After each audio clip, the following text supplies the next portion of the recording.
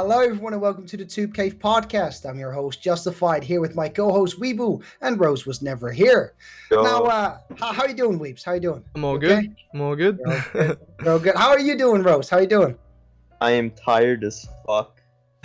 I was expecting a just vibing, but tired as fuck will do. So, it's been a while. We have a very special guest. It's a YouTuber I've been looking up to for 2 years almost. He is a very skeptical and very informed individual. So, please introduce yourself, Upper Echelon Gaming. Thank you very much for having me. You can call me Chris for the podcast. I guess we'll go with that. I run the Upper Echelon Gamers YouTube channel. I guess I would call it critical analysis. A lot of really gaming related stuff. Trying to pick out tempo moments in the industry and discuss them as best I can. So it's a pleasure to be here and going to be talking about ethics in gaming. I believe is one of the main topics, aside a bunch of other things as well. It's a pleasure. So thank you for having me. Yeah, no, it's fantastic. It's great you could come on. So, you've had your YouTube channel for quite a while now. You started in 2016, correct? Yeah, 2016 was when I got on board with the original Division game. I was just centered on that. And then over the next about 2 years, I finally branched out and then really doing what I do now, which is kind of a different genre even, but still within the confines of gaming. I've probably only been doing this for a little under 2 years. Yeah, no, I think I found you about 2 years ago. I always really liked the way you talked about your videos, and you always you really knew what you were talking about. Like, you do a lot of research. How does like your average workday look, for example? There's a tremendous amount of freedom, which is a double-edged sword. It's good and bad, because if I don't feel motivated, I don't get anything done. But if I feel extremely motivated, right, really interesting topic, then I'll sink in however much time, I'll lose track. I won't even look at the clock. But I guess I would wake up anywhere between, depending on the complexity of the subject, could be like 2, 4, 6, 8 hours of just looking into what it is, context. I don't even know if I would call it research sometimes, because a lot of it has to do with just watching certain video snippets or going back and looking at the transcript of whatever interview it was and things like that. And then eventually I started scripting, and recording can take a couple hours. Video editing, not as much as scripting and recording. And then eventually, export and upload. So I would say that between 4 and 8 hours a day is spent on YouTube in some capacity. Yep. Ah, dude. No, man. I mean, no, it's a regular work day, isn't it? Yeah. At the end of the day, it is, as we don't like to call it, but it is a job at the end of the day, somewhat of a job. So when did you decided to start doing YouTube full time? I think that must have been a very scary move, a very scary switch. I don't know what you did before that. I did freelance artwork for a while. I left school pretty abruptly. I was there for graphic design, and I did some freelance stuff, illustration and things. But I'm kind of a weird case when it comes to YouTubers. From the moment I started on YouTube, I was full time. I went in, I was like, immediately, okay, now I'm going to be a gaming YouTuber. And I did this after having played a couple thousand hours in the original Division game. So I knew exactly what I was doing. And I was like, okay, I bet there's a market for guide content here. I bet I can produce min-maxing stuff, build videos, whatever it was. And from the very beginning, I was like, okay, that's it, full time, devoted to it, video a day. And it worked. I was fortunate enough for it to work. So a little atypical. Nice.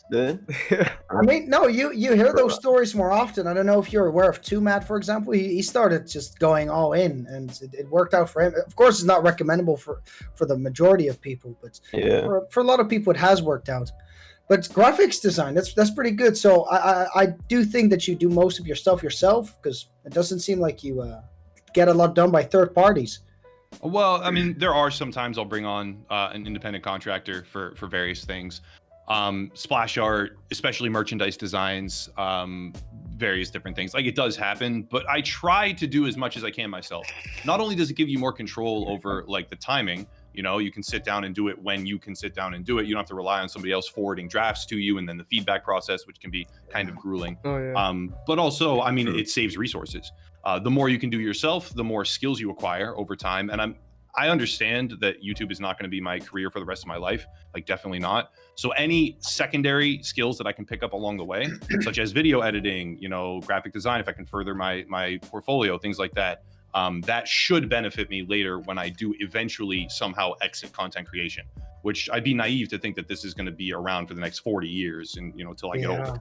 It's scary, especially with all the stuff YouTube has been going on. I mean, they have showed that they're willing to work on themselves after the Ninja moving to YouTube and PewDiePie starting live streaming. That has really helped the platform out even more, even though they were already very successful. And they still have the best marketing, the best ads system ever. They do. There's no way. And they're definitely willing to make improvements. Like, what was it? The copyright thing, for instance.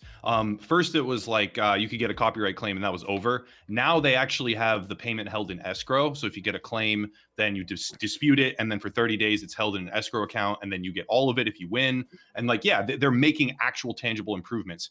But the problem is, you never know. Tech evolves at the speed of faster than any of us can comprehend now. Yeah. So like, we don't really know from 20 years out what the landscape's going to look like. Yeah. Are you playing on RTX on, or have you not tried that? I have not tried it. I have not tried it. Have you seen it? It's fantastic. I've seen some stuff. Yeah. The Minecraft stuff I've seen is fantastic. Yeah. Yeah. No. Sorry. Like really quick. I'm very curious to see what they're doing and what's gonna happen. How it's gonna evolve. Like, where do you see yourself in the future? Like, is there any things you still wanna do? Because I don't think, like, when you were younger, you never thought I wanted to be a content creator, or was it like, this was a passion from young on? Well, it was kind of interesting. I always knew that gaming was one of my biggest passions. So I guess I always hoped that I would work in the gaming industry somehow.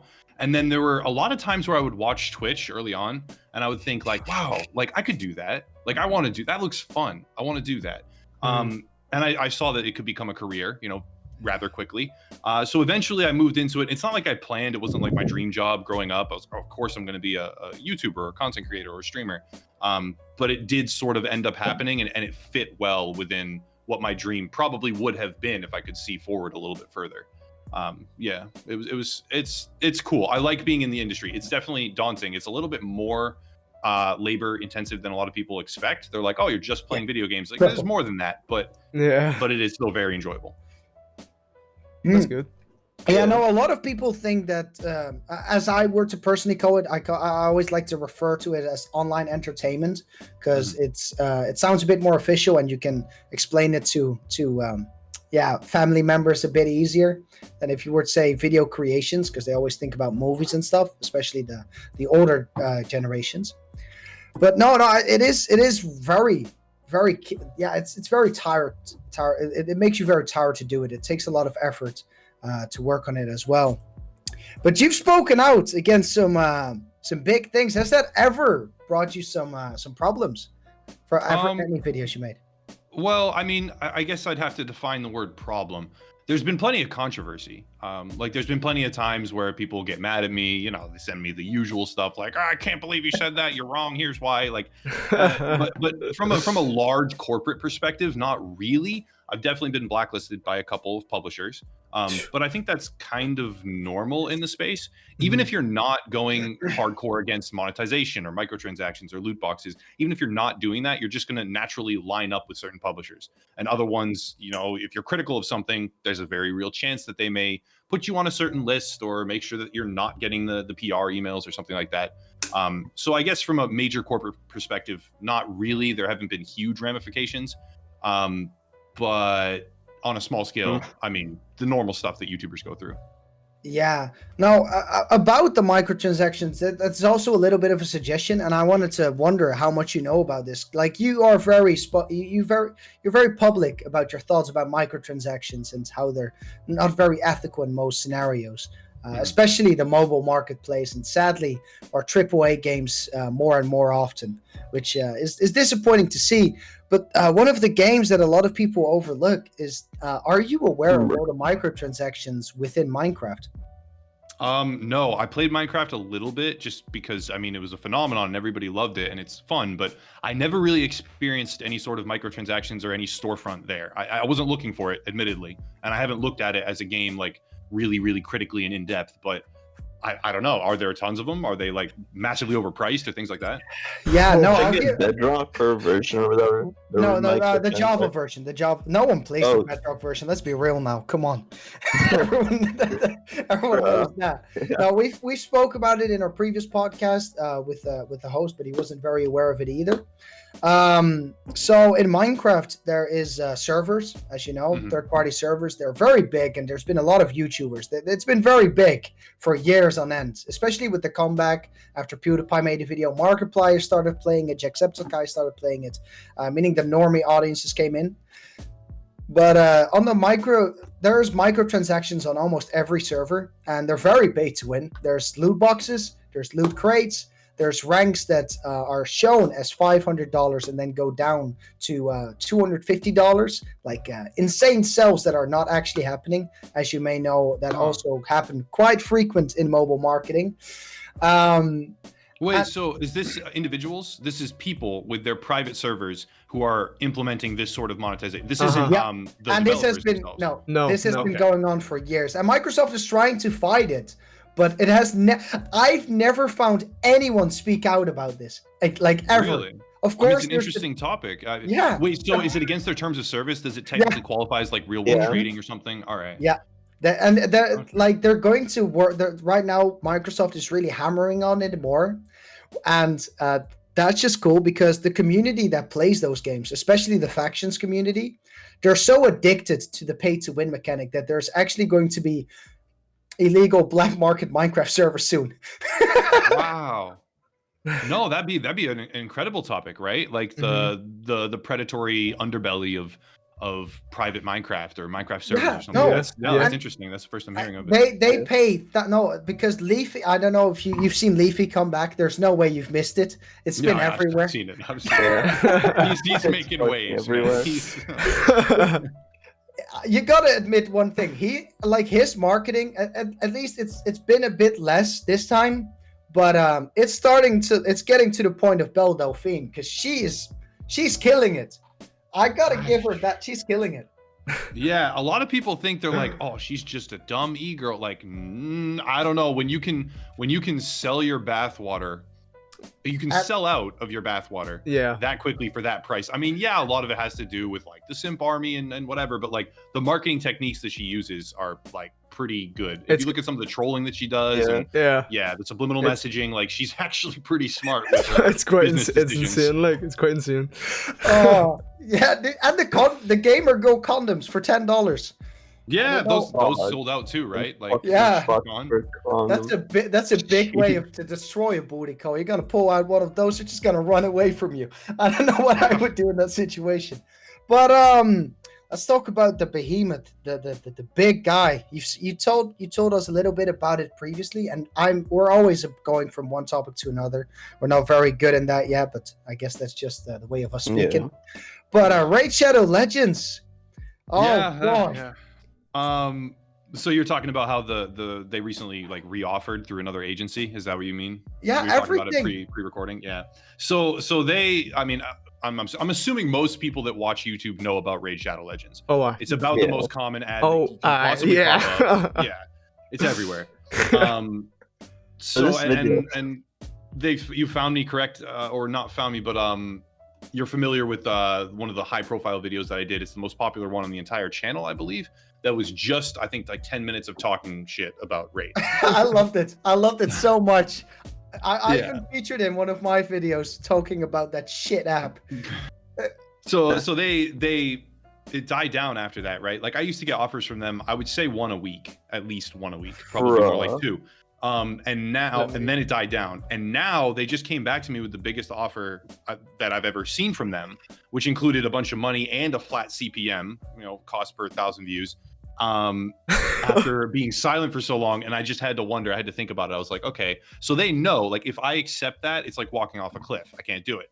So they can offer me this and know that I either accept the money and I get screwed over, or I don't accept the money and I have to say no to it, even though I want it. I actually really want it. So they win either way just for making the offer. And I wondered if it was like a cheeky thing from them to be like, haha, let's dig him. Because I heard that for some people they drop like 10,000. They drop thousands. They don't care. They drop a lot of money Oh yeah, they do. Their baseline offer originally, which was about 100,000 subs ago for me, was at like 4,500. They're offering a lot of money for, and the thing is, it's like a 30 to 60-second ad integration. Now they had a script back then. You had to say exactly what was on the script. Oh yeah. Which makes it like that's why every single one was identical. I think they've moved away from that, I believe, which makes it like a little bit better. But they're for about 30 to 60 seconds, they're throwing money at YouTubers, which is good on the one hand because people, they need to make their money. Right? Yeah. Sometimes AdSense is unreliable, but on the other hand, I mean, if you go into that app and play it, gosh. Have you? I did some research and played it. Oh man.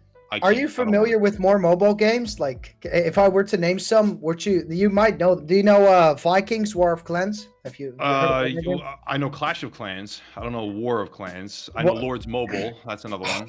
I hate that one. Yeah. Clash Royale. Monster Legends. What was that other one? Fuck, I forgot already. No, what's the one with all the celebrities? The Cash Village. It's the one with Arnold Schwarzenegger advertised. Everyone, the Kardashians even went in it as well. Like literally every celebrity has been there. Crap! Let me quickly Google this. This video is sponsored by Rage. No, fuck that. No, I understand why people do it, but I think it's unethical as those games are made to turn you from a player to a payer. Have you ever paid for mobile games? Have you ever paid microtransactions, or are you? I've bought microtransactions before, definitely. Like I know I did a whole video about that. I had a kind of a rude awakening. There's a game that I really love called Path of Exile. I think it's an excellent game. It's an incredible game. But their cosmetics, man, are just so overpriced. And then they have loot boxes. So I had a bunch of extra points one time, and I was like, okay, like I don't know what I'm gonna do with these. And there was like stuff I wanted in the loot boxes, and I already had the points. So I was like, okay, maybe I'll just buy some, And then I kind of felt weird about it, but I still did it. So I bought them. I didn't get what I wanted, and I was like, no, but I really want that fucking item. Like I want to get it. So I put more money in, and I got them, and then I didn't get what I want, and then something clicked, and I was like, whoa, I'm putting money into the platform just to get these random boxes. I was like, I'm doing everything that I shit on. Like I can't continue to do this. Yeah. So I was a pretty rude awakening. So yes, I've bought microtransactions before. I'm not proud of it though. No, Lewis, have you? Because I would define you as a normie. You're more of the normie demographic. You don't watch a lot of YouTube yourself. Have you played microtransactions? You might be surprised, but see, I despise microtransactions. I've honestly never I mainly play like Call of Duty and stuff, and I've not once ever bought a fucking supply box type shit, any of that, like any microtransaction loot box type thing. I am really against that. I really no, I would never put real life money into it unless it was like in-game currency and you earn your weapon game currency in the game and you could buy loot boxes. Sure, but never with real life money. I would, no way. I hate it. I don't know. I don't like it. I fucking annoys me but no.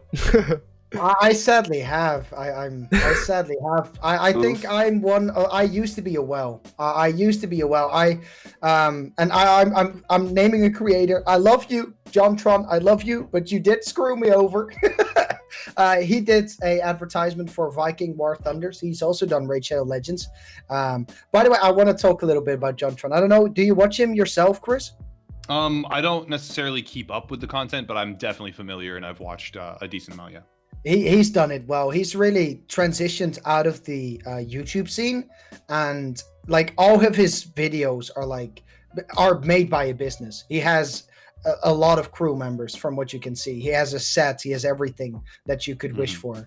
It's fantastic. But he did a advertisement for them. Of course, everyone needs money. I don't blame him for that. I understand the hustle. I respect it. I understand why they do it. But you would download that game, and of course, as always, they overthrow you with gifts and premium currency and you name it. And a week down the road, after you start getting less and less, they're like, hey, those upgrades you keep doing? Hey, we want to speed up 4 hours for that permanently. Yeah, but all you're gonna have to do is pay $1. I mean, I'm already 1 week into this. Why shouldn't I pay that $1? It's just $1. And then a month later, they do it with $10. and then later on it starts going to $50 and $100, and then before you know it, you're thousands down. Because it's a whole design philosophy. There's a talk by Torolf Jernstrom, I think. He was, what was it? Something like Tribal. It's some mobile game, and he's giving a lecture on how to go whale hunting. Like, that's the terminology he used. Let's hunt whales. And it's all about breaking the ice barrier, right? So you get them in, you get them to do one tiny small purchase, because then psychologically they're much more likely to do more. And then you start to feed them the deals, and it is like a design philosophy. It's a lot of developers use it. Yeah. Do you watch Jim Sterling? Have you ever watched the video of Jim Sterling? I know he does. I'm very, very familiar with Jim Sterling. Yeah, he's fantastic. I love his intro song. I love his comedy too. He's got production value. He's got entertainment value there, kind of above and beyond to like simply reading something. Like, a lot of times I'll script and read, and I like to think that there's entertainment value there. But Jim Sterling comes in with like the jokes and all the stuff and the wrestling and the set pieces and the whatever. Yeah, he's got a lot going on there. The wrestling. I'm sorry. I die every single time I see. I love it. It's fantastic. I've never watched wrestling before that, because I always thought it was bogus, But when he does it, it's fantastic. I have never seen him land a single punch, though. I'm gonna be honest. I've never seen him land a single punch. Beautiful. But yeah, okay. So I want to touch the tips of future of gaming. What do you think is going to happen? You've talked about the console war, how you think that Xbox is going to absolutely destroy PlayStation in the long run. And this also points to a question one of your people asks. When you say Xbox has won the console war already, what do you mean exactly? They'll sell more consoles or just beat Sony overall? Well, I think there's kind of a fundamental misinterpretation of what I mean by win the war. I don't think that they're going to win or are winning the war as it stands today. I think they're redefining what the war even means. They're taking a different approach. So Sony is very much still in the cyclical model. Release a console generation, sell a bunch of games for it exclusively, therefore harvest profit from the console and from the games.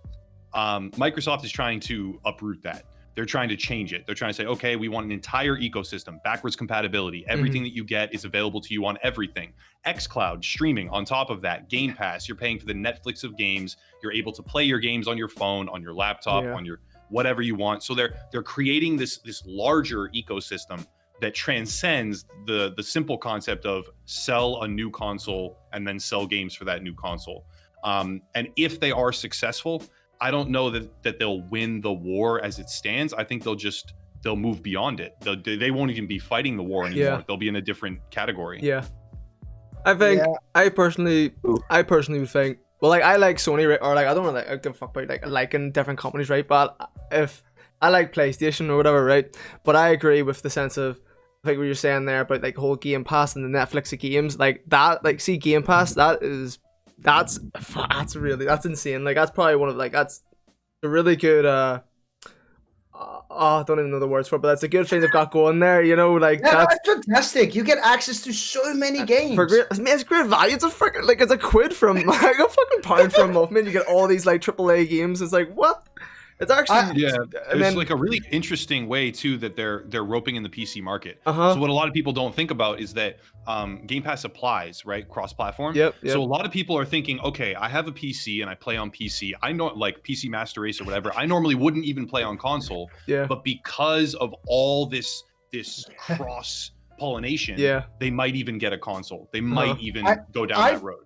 I thought of it. I thought of buying an Xbox. A friend of mine won one for like some dumb challenge she had to do. She had to lick, like, what is that called? The whipping cream of someone's chest or something in public. Yeah, it was pretty funny. They give like insane stuff. It's like Mr. Beast, but then in real life. He just walks up to you and he's like, "Hey, we're gonna let you do a dumb challenge, and if you do it, you win this PlayStation." Or you win this Xbox One and stuff like that. It's really cool.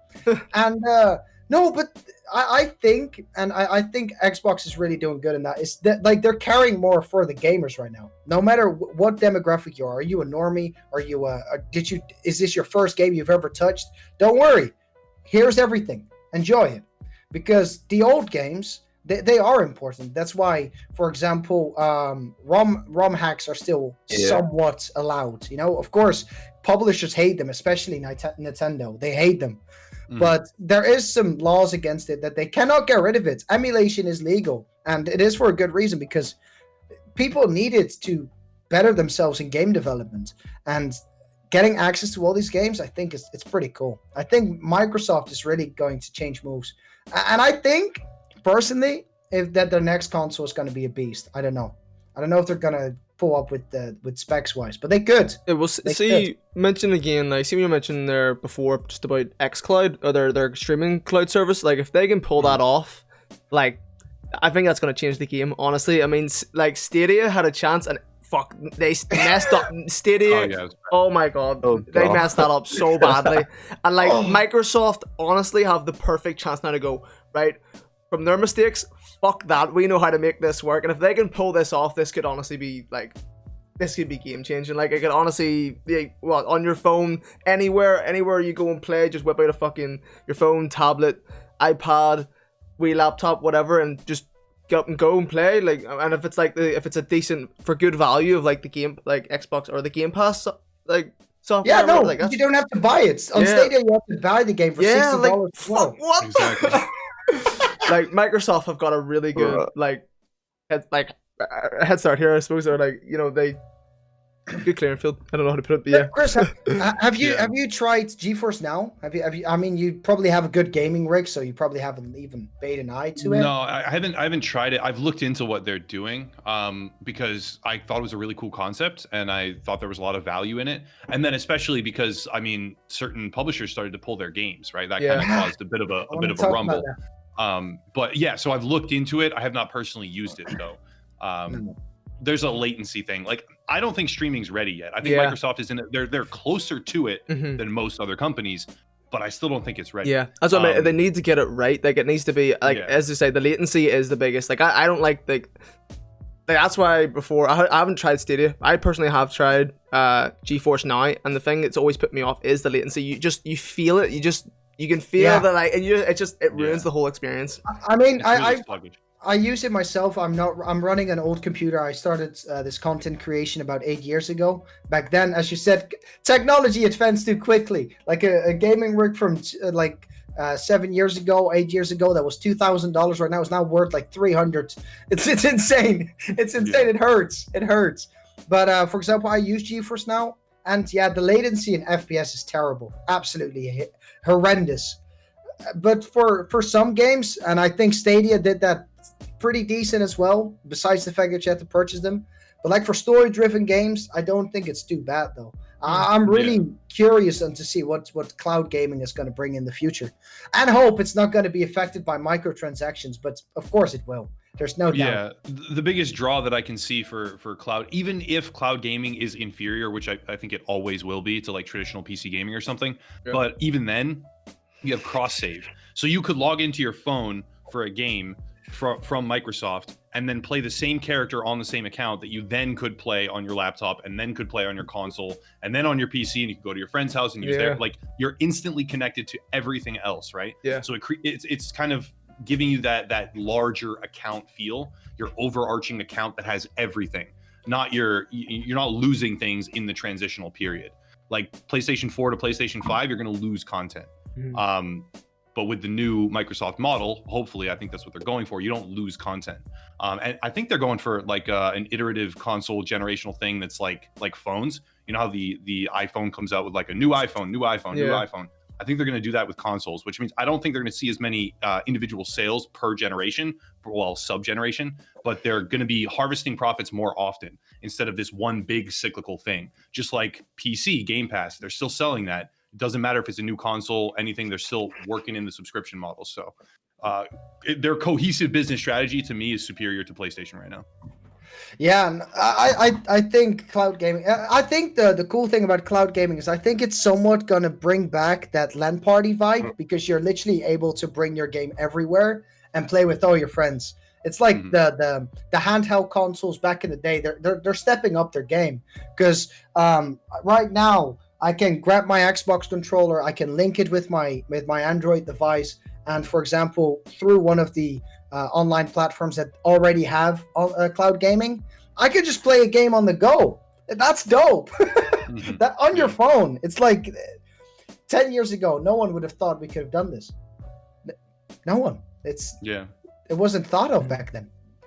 And the cool thing is that, like, I always kind of talk some trash about mobile gaming, but not because it's on a phone physically. That has nothing to do with it. It's because of the subject matter of some of the games, you know, and like they're the little cartoon things and they're like blah blah blah, buy this boost. Like they have a methodology there. But if you can play your typical like Red Dead Redemption 2 and you're playing it on your phone, like that it's just a small screen. That really is no actual difference. And if they can find a way to make that possible, whether it's just raw computing power because phones are becoming more advanced, but that'll probably take some time, or through some kind of streaming service, then yeah, you open up a much larger user base. It's gonna be lit. I hope LAN parties are gonna come back like that. I remember back in school, we would have all those computers. Everyone would bring their PlayStation or their whatever, and we would all just play Call of Duty together for hours on end. When you could have four player split screen. You remember that? Oh, yo! Oh, that was what is the first? I want to know. What's the first console you ever played? The first one, I played a regular original PlayStation. I used to play Andretti Racing. Yep. Okay. Yeah. No, I'm personally a Nintendo guy. I started with the GameCube. Yeah. Man of culture, The Legend of Zelda, Mario Kart. I've done it all. I had an Atari at one point. It wasn't the first console I played, but I had an Atari, a classic Atari at one point, with the wheel, and I would play Monkey Barrel. Yeah, that was fun times. Did you have one of those, the Duck Hunt games? Did you have one of those? Yeah, at one point, yeah. I don't remember which one it was, but yeah, there was a little pistol, and it was hunting something. Oh, man. That was fun. Nostalgia. I want to play it now. I'm gonna see it. They're probably like $300 now because the price is going insane. Lewis, what is the first console you played? The first one I played was the PlayStation 2, but my dad had the PS1, so like I first. Well, fuck, that's not even the question. Yeah, the first one I played is PlayStation 2. Fuck's sake. Dylan, what about you? I don't. Bro, I am not like a console person, but I did get an Xbox like last year. So yeah. Last year? Yeah, like I think it was last year because a month or something. Basically, was fucking moving, and they didn't need the Xbox, so they just sent it over here. And I tried out some of the games, and the first thing was all of them are in German. I have no clue what the fuck's going on, and then GTA just doesn't function at all. And it was beautiful. A beautiful 4 days of me struggling to understand German. Well, that's great. Fantastic. That's 4K gameplay right there. All German. Another question that would be pretty cool to ask you. We're gonna get into the questions your community has sent in. There are some cool ones there. Some very intellectual ones. It's really cool to see that. Because you've made that video about the console war. But based on exclusives, just on exclusives, PlayStation or Xbox? Oh, PlayStation. It's not even a question. Yeah, Xbox has to pull up in that one. The Halo Master Chief Collection wasn't even that good. I didn't like it that much. They delayed Halo Infinite. Now, I don't know why they did that. That's confusing to me. I do believe that that's going to hurt them. Yeah. I think, well, I don't think it wasn't confirmed, I don't think, but like, I think it's definitely got to do with like the backlash they got from like with the whole graphics and stuff. Because I mean, everyone went like they got a meme made out of them straight away, and I mean that's gonna have like an effect on like people thinking like getting it or whatever. People being like, oh, that fucking game. It's gonna have like a people be talking about it in a negative light some ways. Yeah, like fuck. I did see the memes pop up real quick. But it's like this game. It's like this game's like fucking like the Series X, like this is the game for the Series X, like the first fucking like a launch title, and like they've already getting shit for it. Like, yo, fuck, you don't want that. Yeah, I'm fresh off the heels of Ghost of Tsushima, right? Beautiful, fun gameplay, good combat, all sorts of stuff. So, I mean, it's really a no-brainer. Sony has always dominated the exclusive market.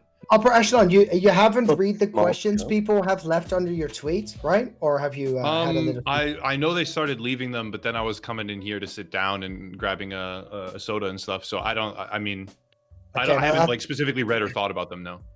Okay, that's pretty cool. So Okay. the first question we had about the Xbox that was asked by Crack Jackson. Well, as you said, you don't think like they're changing the game. They're not really winning the war. As I mean, PlayStation has always been on top, though. Everyone, when people think, when you tell your parents I'm going to play a game and they're boomers, they always say, "Oh, the PlayStation? You got to play PlayStation?" I think that is pretty cool. That's pretty cool. Okay, I so mean, we the quote that comes to mind on that, though, when it says, "Are they going to beat Sony?" and that they're changing the war, it's what is it? The Art of War. Fight the enemy where they aren't. What is Sony doing that can compete with value?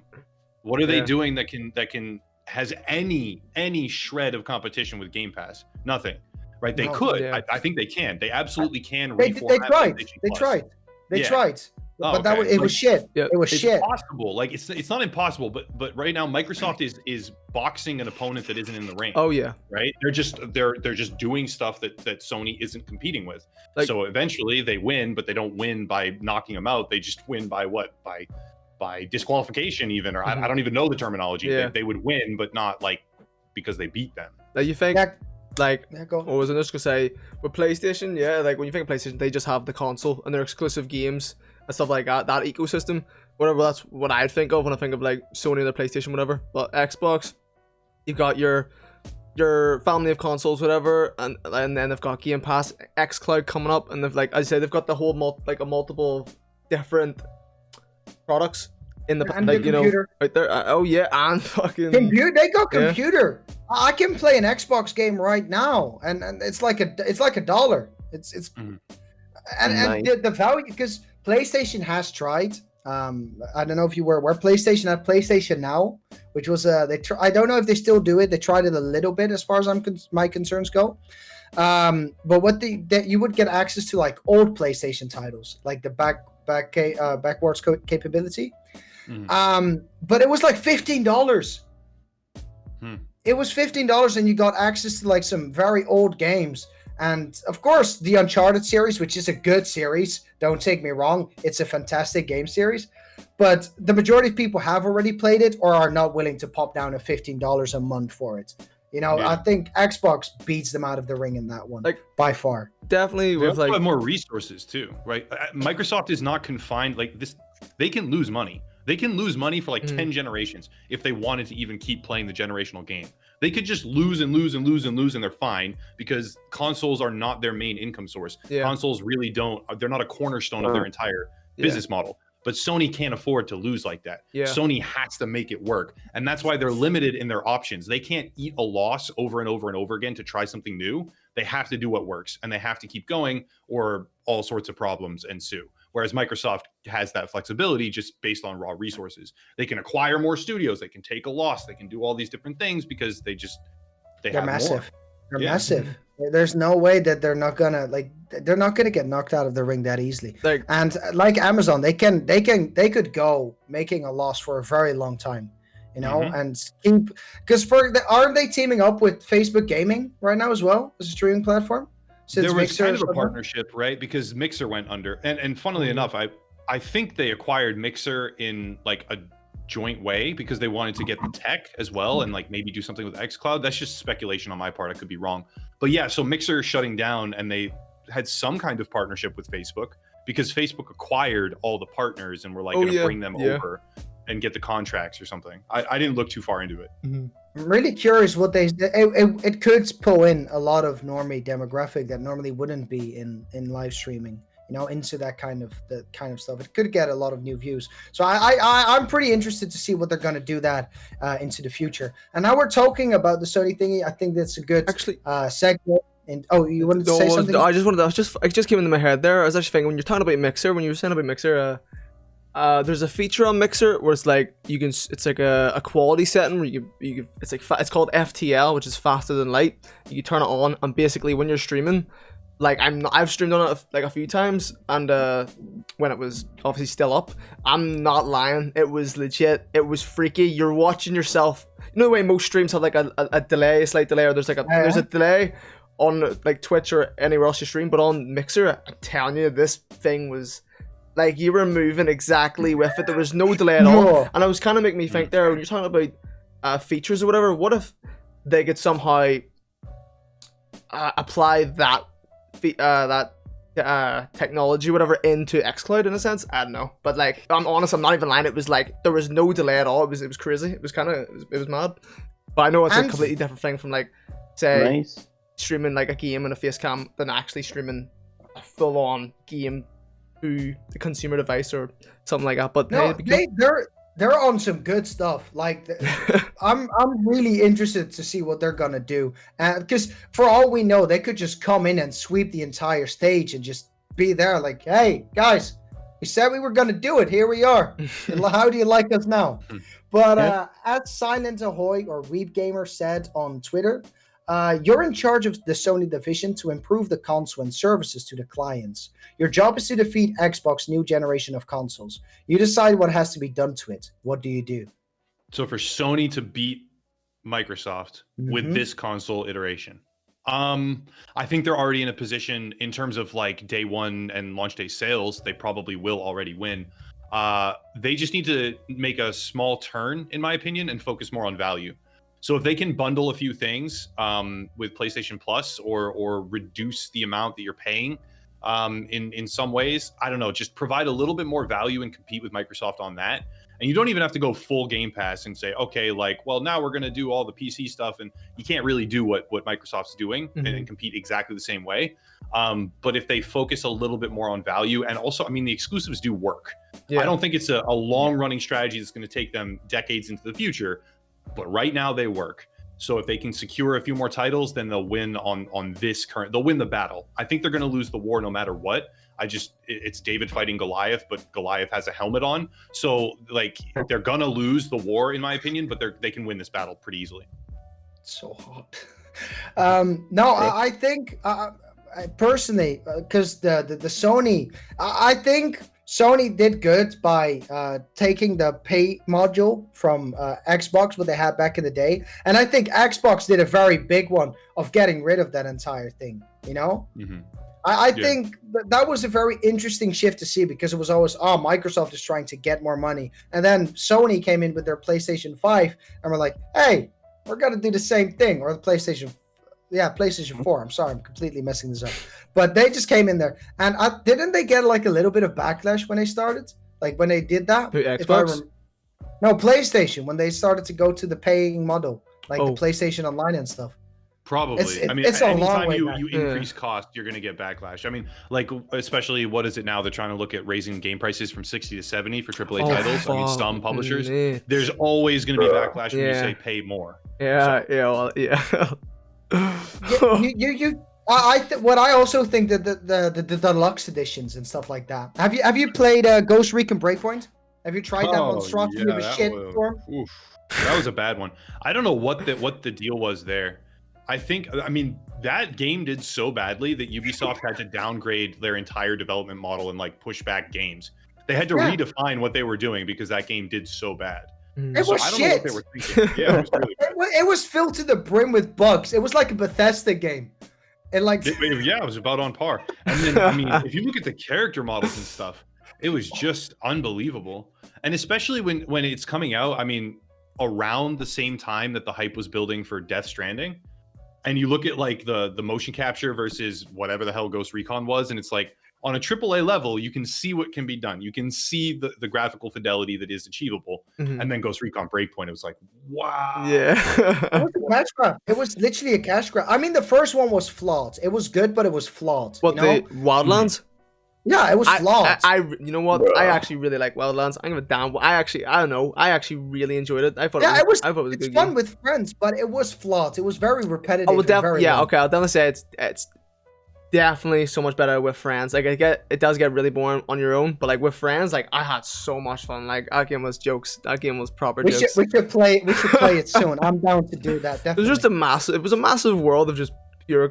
Like, it was good crack, like, right? Yeah, and that's why I think everyone was excited for it, and Ubisoft really shot themselves in the foot. And I think people are gonna take what happened to Breakpoint to the new upcoming Assassin's Creed release, because I'm scared. I hope they learned their lesson. they're getting memed. Did you see that? Like, to get your skill point, you have to stack these rocks, and people were innovative and new, and people were like, "Come on, what are you saying here?" So I don't know. I think it looks cool. I like Vikings. Yeah. The TV show Vikings. I like that show. Yeah. Last Kingdom's really good. On Netflix. So there's good lore there. There's like extremely good media entertainment pieces out there to build hype already, just on the subject matter. So Assassin's Creed Valhalla could be excellent. Mm-hmm. I'm worried it won't be, like you said, based on stuff like Breakpoint, but who knows? The Vikings haven't been really used in gaming. I've seen, like, you have your medieval, you have your old shooters, you have your medieval games, you have your radiation, you have your futuristic games, but there is not a lot of Vikings games. There's just barely none. For Honor. I was about to say that. Ubisoft title. They're in there, but I mean they're not like a huge component of the game. Yeah. That's what first came into my fucking mind. There's like For Honor. Yeah, but that's really it. I mean, I can't think of very many more. No. Yeah. So they're the first in that one, and I'm really, because I hope the boat scenes are as good as the old ones, because they really did that well. The open ocean in Black Flag, I think it started in that one. It was fantastic. That was one of my favorite Assassin's Creed games ever. And then they messed it up. I think it was with Unity, which was also fun with friends, but it started going mad. And then the newest ones with all the levels and the scaling with you, that messed it up.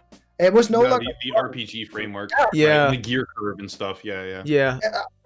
Like, some people I talked to really liked it, but I personally, that ruined it for me. I thought the combat was good. The combat facilitated by having gear score can be good. I mean, I'm just a fan of that anyway. Like, I enjoyed The Division, right? It built the whole channel on it. That's gear score. That's relative power increases from guns and, chest pieces and helmets and whatever. But Assassin's Creed, it was going to be an interesting fit to put that there. Yeah, that's what I think. I think it's kind of like, it definitely went a different direction. I think before, like, Origins, whenever Origins came out, I don't know, I really fucking loved Origins. I thought that was really good.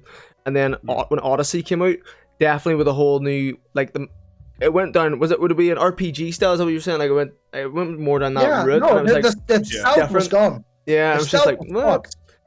I couldn't really vibe with it, like, but hey. The combat was good, because if you look back at Assassin's Creed 3 Brotherhood, like, it was an easy game. You just had to mash square button on PlayStation, for example, and you would kill anyone, without a doubt. But that's what was so good about Assassin's Creed, mate. You were just a beast. It was good. You just felt like a badass. And I did like getting my ass kicked sometimes, because sometimes you do want that Dark Souls a bit, you want to get that challenge. But it fell to the point that at some points there would be this one enemy, and that enemy would be level 60, and you would still be level 30. And that would just be a roadblock. You would be stuck there for the next 20, and that's not fun. Yeah, that's true. I hate that. The hard level gating is something, and that's a common complaint too. And I think that there are ways to address it. A good example actually would be, I'm not supposed to talk about it because there's a non-disclosure, but Amazon's New World, right? Mm-hmm. They've overcome that problem with this new like gear framework and stuff. So you can be a higher level, but you can still win the fight. And as long as they implement stuff like that into this new Assassin's Creed Valhalla game, then they're going to overcome one of the biggest complaints that I've seen from people, which is like running into what you said, the big block, the level 60 enemy. You just can't beat him. You're screwed. Being able to get around that is going to be a big deal. Yeah. Go do another 40 quests before you can even get close to here. Well, why? And like back in the day, you would have you would have another roadblock, like something blocking your way. And I think I like that more. Like, yes, I like open games. I like open world games. I like doing my own thing and exploring. That's fun. It's always fun in games. But when they allow you to go everywhere and just make one part of the enemies way too strong for you, I always hated that personally. Everyone could have their own opinion in that, but I personally always thought it was pretty meh. Okay, so I want to wait. No, New Worlds. I've never heard about it. Tell me something about it. Like, New World. So Amazon's looking to make an MMO, and it's got some cool ideas, right? The whole economy, player driven. There's going to be like taxation. You buy property in the different areas, and I don't know. So it's an MMO from Amazon. That's basically I'm scared. Yeah, no, but the second you said like player, where the player met, that never went well. because of inflation and stuff. Well, yeah, they would have to do a lot of work to moderate that. But the idea is that there's these 50v50 battles that take place to control different regions and different settlements. And then the clan or the company, I guess they call them companies, that controls it sets the tax rates. They upgrade, they choose what to upgrade, right? So you can get a better forge or a better, tannery, or you can get all the different crafting stations in the order that you want because you're in control. And I'm definitely going to get everybody I can into one company and try and own the whole world and the whole map. But Yeah. but like it seems like a cool concept. Yeah. Dude, absolutely. There's I might be gone during it, which is kind of sad, but there's a week long, I think there's over a week long beta test for people on the 25th of this month.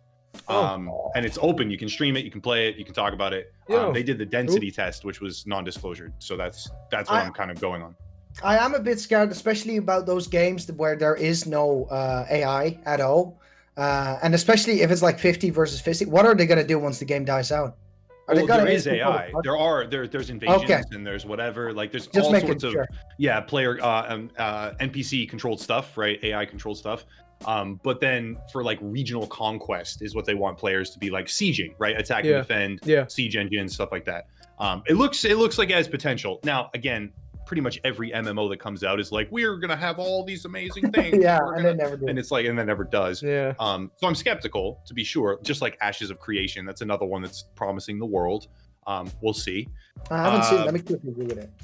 Yeah, that one's looking like it's, again, they've got all these grand promises where we're going to have all these super cool things. And then a lot of those things rely on having a massive engaged player base for forever. And it's like, okay, well, you might have some turbulence there.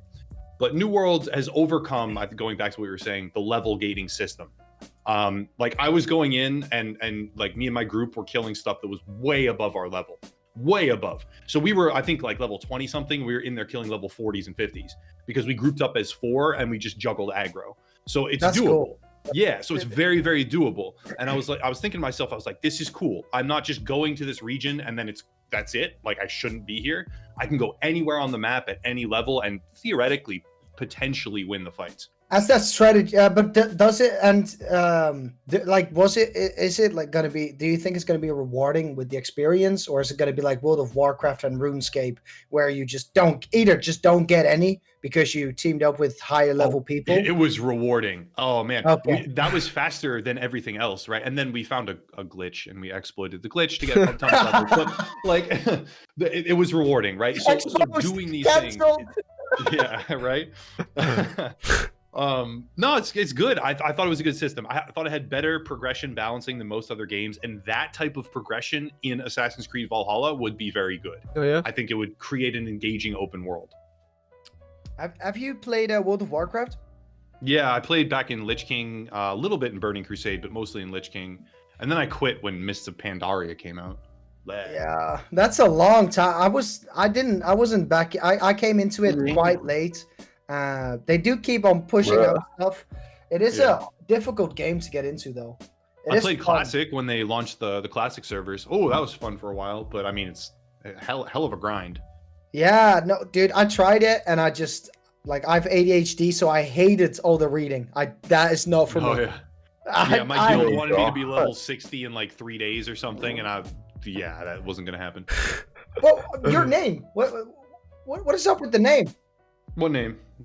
Upper Echelon Gamers. How did you come up with that? I know this is quite late in the podcast, but I don't know. So I always thought it just sounded cool. And then so Upper Echelon Gaming is just like the YouTube arm, and then Upper Echelon LLC is like what my full-time job is.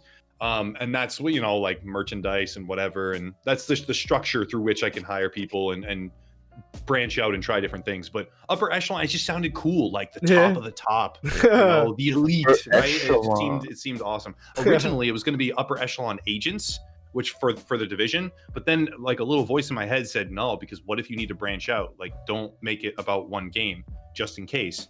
And then thank God, because I did want to branch out. So Upper Echelon Gamers.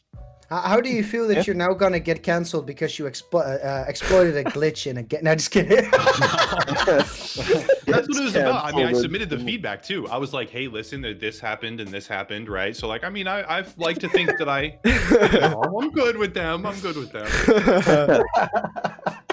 upper echelon, but I exploited anyway. No, it's like the PewDiePie situation. I still got paid anyway.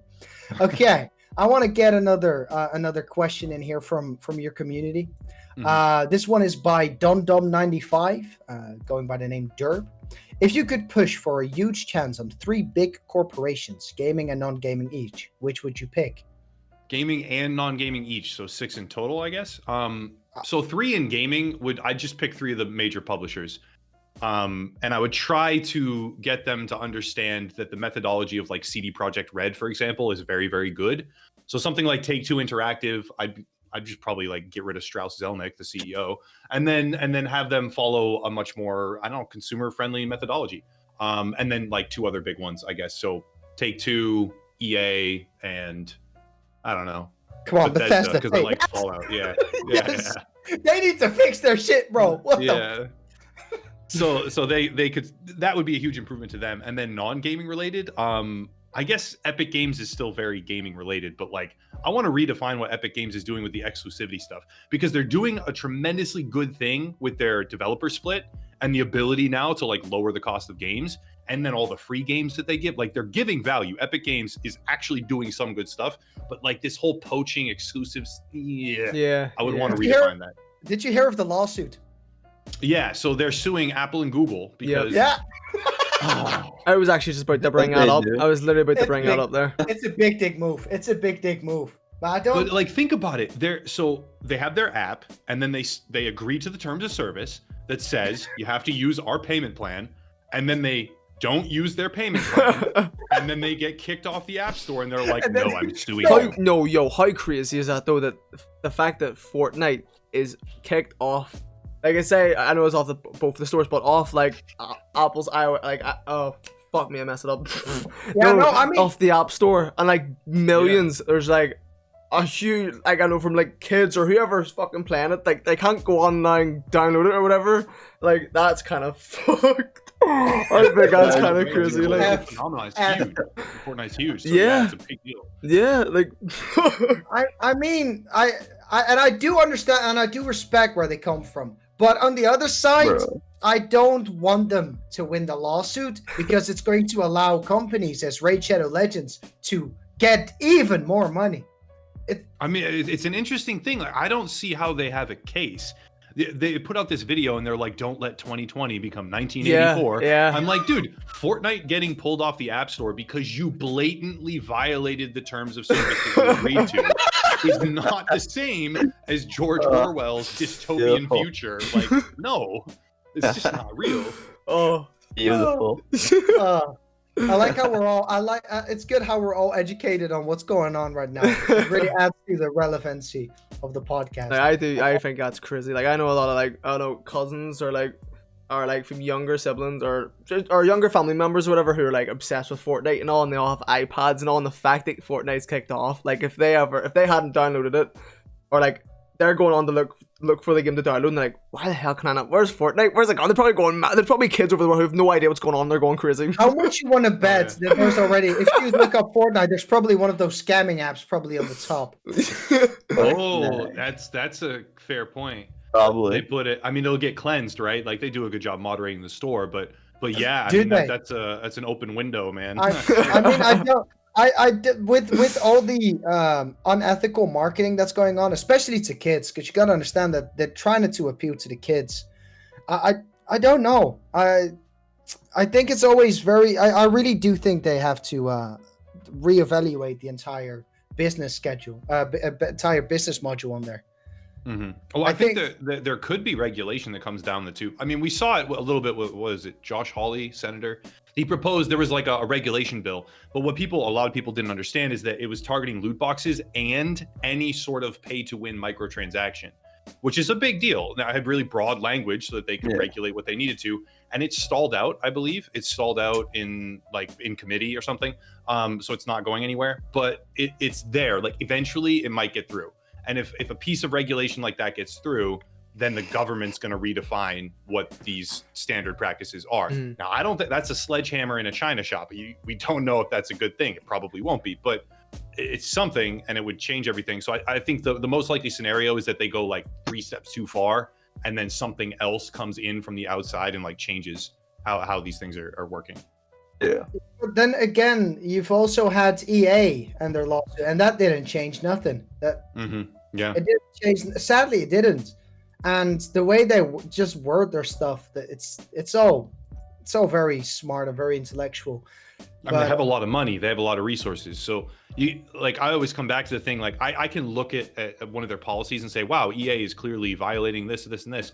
But then I think I'm like, okay, and all 15 lawyers that they pay $100,000 to each didn't see this, and I'm like, oh, okay.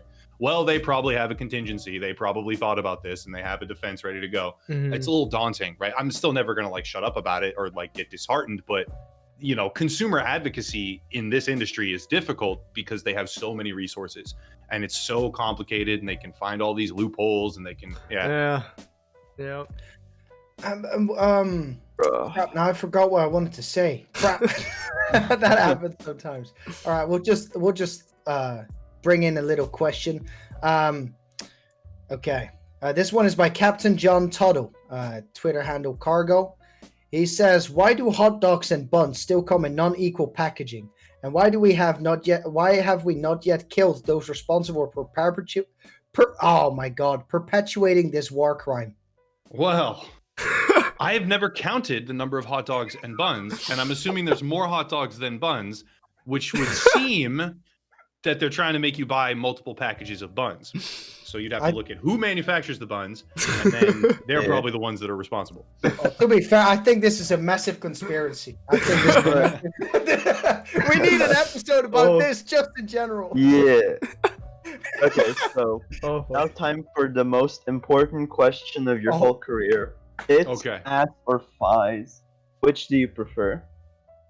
Wait, sorry, I missed it. What'd you say? Which do you prefer? Tits, ass, or thighs? Oh, I guess it would be a combination of ass and thighs to me. Oh yeah, dude. Boom. Yeah. Like Finally, someone who answers honestly. We've had people say personality. Oh no, come on. That's not the question, right? If you had said personality, I might have said personality, but like that, the question was these three things, and you got to pick one. Or, okay. No, I'm definitely an ass guy myself. Definitely. I think. I mean, it's in our biology. You know, we're just attracted to circles. It's just the way it is. I mean, they call it chasing tail for a reason, right? Okay, well, this one is by 1980s gamer Richard Lamphy, and he said, "We have to ask you why you're such a dick to your fans on Twitter."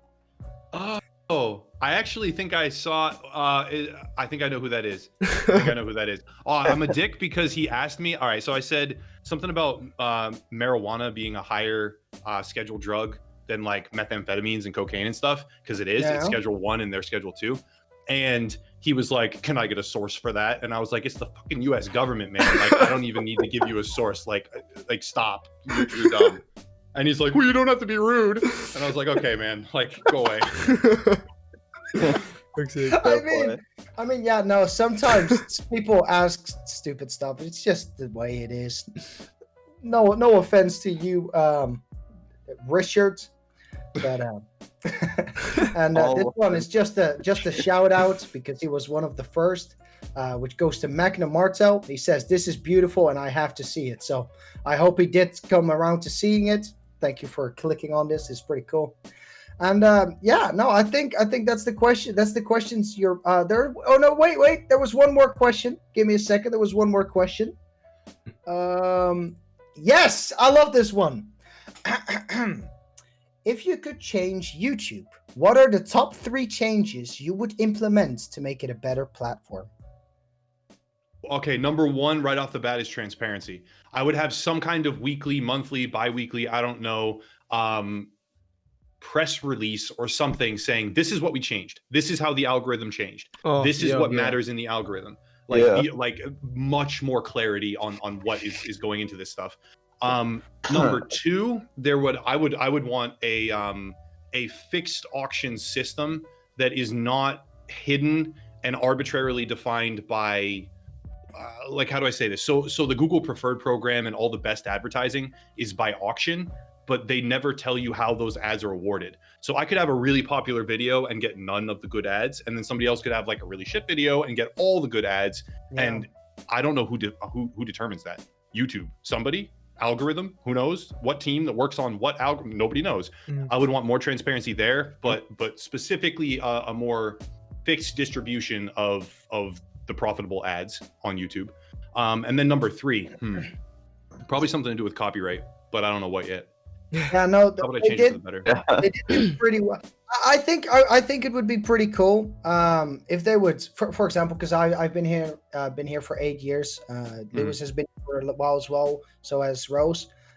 We never really got picked up by the algorithm. I once did on a movie review to the people that actually liked the movie, and I hated the movie, so that didn't go too well. That was a lot of death threats. And I think it would be cool because right now they should explain us a little bit more about it. I know you have to go after trendy topics, but then again, thousands of others do that as well. So it's really difficult to get onto YouTube without, you just have to get lucky, really. Well, one of the best example, right? So I just posted today about the console war. I have the highest impressions click-through rate on that video that I've ever seen on my entire channel. Oh. I'm sitting at, well, now it's at 15.3. It was higher earlier. 15.3 is still extremely high on my channel. Yeah. 15.3 impressions click-through rate, and it only had 17,000 views. I would have a video with like 4% click-through, and I would get like 300,000 views sometimes. So the algorithm changed somehow. And yeah, no, I've seen that as well. It's I love looking at the analytics, and I'm really trying to get my head into how it works with the different demographics and stuff, to appeal to hopefully the masses. That's eventually the goal for everyone, because you love doing what you do, but you want it to be seen as well, because we're all not just putting in hours of work just for it to get flunked under Fortnite episode 2 of 1 hour, and it's just another live stream. Of course I appreciate it, and I don't know, I think YouTube it's going the right way, but there's still a lot of things they have to fix. But then again, with all the backlash they keep on getting, with the sponsors getting attacked and all the controversy, I do understand where they're coming from, and it is really difficult. I couldn't do it better I wouldn't know what to do. Well, the controversies are like a whole separate thing, because that has to do with like how they moderate content. They're operating at scale, right? So there's so many videos going up at any one time. So how are they realistically going to moderate all of it? And it gets really complicated. So I agree. I think they're making strides, but it's a difficult position that they're in, because they don't want to lose the advertisers. We suffer if they lose the advertisers. So they can't necessarily allow everything on their platform like some people ask, but then how do they articulate to us what they're going to suspend and why? How do you get that information out? So they're between a rock and a hard place. But I mean, if any company has the resources, it's Google. Yeah, and I've also especially with like verified and stuff, they're not very open about how that stuff works. Like for a lot of it, it's still, because there's a guy with 0 subscribers, and there's also another guy with like 18 subscribers who is verified on YouTube. Yeah, no, there was an interesting video. I'll send it to you after. It's a pretty interesting video about all weird channels that are verified on YouTube. It's a very weird system. It could be like what grandfathered in, because maybe they had different policies back in the day. So it's like some of the very early channels that just like, it's like the people that could apply for Twitter verification when they had a form for it. You meet a certain criteria and you could submit a form and then get verified. So a bunch of people did, and now you're like, wait, why is that person verified? But yeah. Twitter support is shit. It's the worst. It's the worst. I've been I started doing giveaways, and I've been suspended once I reached 7K, and it was like $300 in of like quote unquote investments. That is the scariest moment of your life. That is scary, and I can't imagine if you were to have like 100,000, because I've spoken to people that had like 200K followers, and just their channel was suspended for evading a ban, even though they never been banned before. And there's no one to reach. There's no one to contact to. It's scary. Yeah. That's just the internet, the big corporations. There's no person to talk to. There is if they award you a person, So like sometimes I talked to the Google support bot, and it was like an AI bot, and it helped me. But I was thinking to myself, I was like, so what if it didn't understand what I was saying? Then that's it. Like they don't even have a number to call. I'm pretty sure Google just doesn't have one. No, there's not. It's all out. Well, I'll tell you that after the podcast. There's some stuff I want to talk to you because those are quote unquote our partners that we work with. Some interesting stuff. You will want to catch up to it. But it's right now been 1 hour and 10 minutes. We could always, if you want, and if you, I hope you really enjoyed it. What did you think about the podcast so far? Well, like, how did you like it?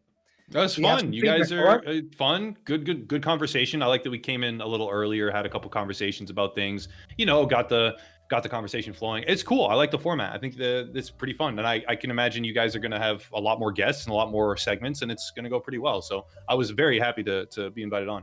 Well, it was very cool. Yeah, thank you for. I've looked at your content for so long. I really, it was a blast having a chat with you. I was a bit shy at first. I'm not gonna lie, but it went pretty well.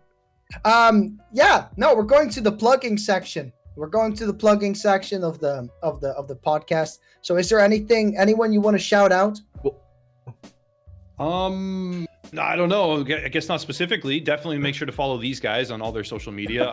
You can find me at Upper Echelon Gamers. That's it. Upper Echelon Gamers. That's pretty much everything. Type that in. All my socials will come up. We'll put I'm a bit sweaty. Okay. We'll put everything in the description down below. Our links are also on the nice layout we have.